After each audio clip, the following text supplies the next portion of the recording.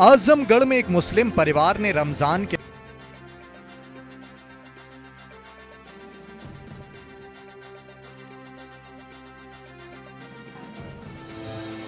आजमगढ़ में एक मुस्लिम परिवार ने रमजान के पवित्र महीने में भाईचारे की मिसाल पेश की है।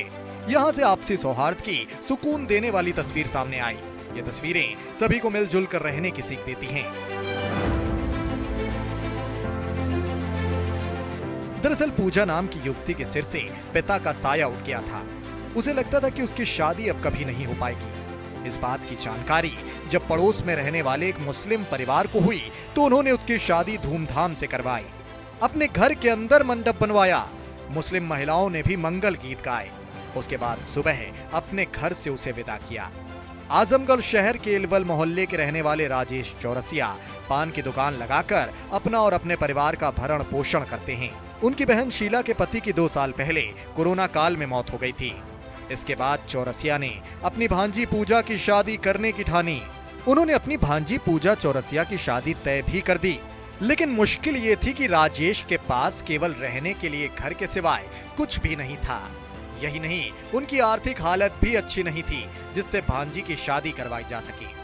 राजेश चौरसिया अपनी भांजी की शादी की जद्दोजहद में थे। इस बीच उन्होंने अपने पड़ोस में रहने वाले परवेज से भांजी की शादी के लिए मंडप लगाने की बात कही। ये सुनते ही परवेज मदद के लिए आगे आए। परवेज के घर के आंगन में न सिर्फ मंडप सजा बल्कि मंगल गीत भी गाए गए। इसके बाद 22 अप्रैल को जौनपुर जिले के मलहनी से बारात आंगन पहुंची तो द्वाराचार और वैदिक मंत्रोच्चार के बीच 7 फेरे, सिंदूरदान और बाकी रस्में संपन्न हुई।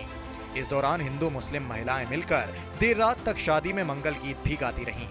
सुबह बारात विदा होने से पहले खिचड़ी रस्म शुरू हुई तो राजेश ने अपनी क्षमता के मुताबिक वर पक्ष को विदाई दी।